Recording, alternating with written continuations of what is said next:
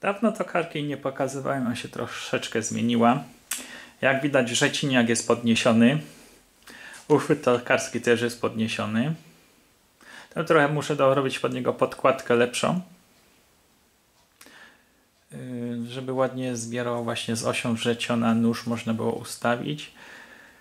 Konik widać też jest podniesiony. Zobaczę, pokażę jeszcze, co zostało zmienione, co będzie do zrobienia. Czyli mak szybkozmienny. Uchwyt. Całe sterowanie jest zrobione dawno już. I konik się dorobił rączki do korbki.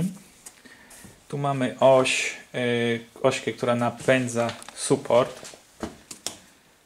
Niestety oryginalnie przełącznik jest przez to bezpośrednio z jakimś tam przełożeniem z wrzeciona i oryginalnie to za szybko chodziło, więc na końcu mam dorobioną mini ośkę dospawaną, do tego przetoczoną, żeby po prostu z regulowanego silnika przekładać obroty. Brakuje tutaj korby do tego, bo przemalowałem ją, dorobiłem ją, poprawiłem rączkę, bo tam była ułamana, mocowanie też było ułamane. O. Cały nowy podest z tyłu jest nowy zrobiony. Zespawałem to z kawałka 1,5 cm chyba blachy i 2 ceowników. To jest na tą podtrzymkę dłut. Właśnie brakuje tutaj jej i w sumie też mocowania na wrzeciono tutaj. Dobrze, uchwytu na to wrzeciono. A tu jest zwykła podtrzymka, która jest na łożu tokarki. To jest zestaw nowych rzeczy do tokarki. Uchwyt tokarski do drewna z tymi wymiennymi szczękami. Nowa Titan trójka. Chyba największy jaki jest dostępny, myślę. Inne rzeczy tutaj. To jest właśnie silnik wolnoobrotowy do napędu supportu ze sterownikiem. Paseczki i przekładnia. Z innych rzeczy, które tu widać, to są właśnie te dodatkowe tarcze, które mam do uchwytu. Mocowanie uchwytu zamierzam zrobić w tym uchwycie czyszczękowym, który jest oryginalnie zamontowany. Tutaj kupiłem specjalny wałek sześciokątny, żeby to przetoczyć i nagwintować. Mam narzynkę właśnie na ten gwint, to jest M33, to chyba jest na 3,5, dokładnie tutaj nie wypisali na tym, niestety, a nie pamiętam jaka to jest dokładnie tam wartość tego. 2 kiełki. Kiełki są mocowane w uchwyt Morsa 2. Niestety w tokarce jest wrzecianie 4, a w koniku 3, więc kupiłem przejściówki. Pierwsza jest przejściówka do konika na 3, z 3 na 2 po prostu. I druga do wrzeciona. To jest przedłużana. Dwójeczka na 2.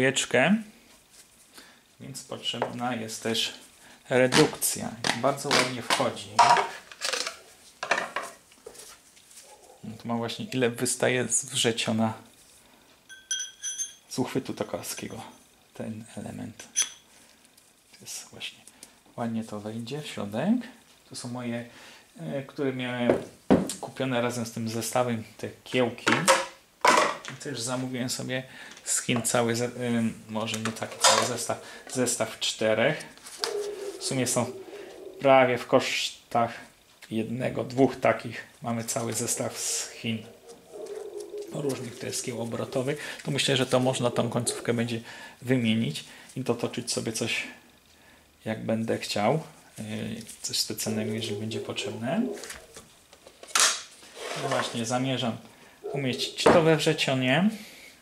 Tutaj zrobić podtoczenie, jeżeli mi się uda, pod ten stożek Morsa 4.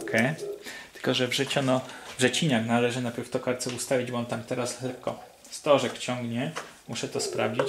Jest też parę rzeczy do zrobienia z napędem, bo pasek okazał się za luźny, a mniejszych już po prostu nie było standardowych. Więc naciąg paska do zrobienia, napęd do zrobienia jest. I w sumie to by było tyle z mechaniki do tokarki. No i oprócz tego napędu wrzecionego. Zobaczmy teraz, jak to wszystko pasuje.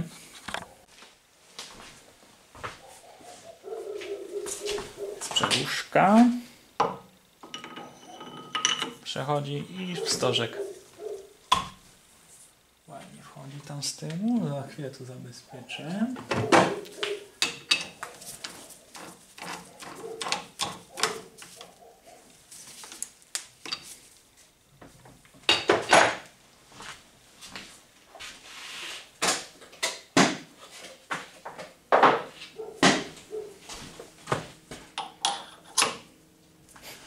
Jest trochę oddalona, ale to specjalnie,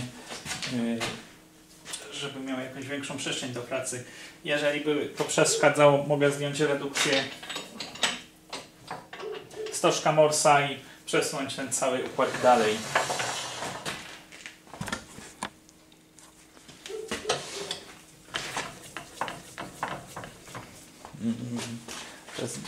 Chciałem zrobić, żeby mieć tu więcej miejsca między uchwytem a toczonym elementem, żeby...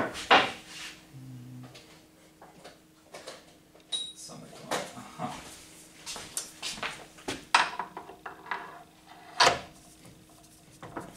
I tu można sobie teraz dowolną rzecz chwycić. Myślę tutaj o toczeniu kulek. Właśnie dlatego zrobiłem kul, więcej miejsca między konikiem a też całym wrzecionem.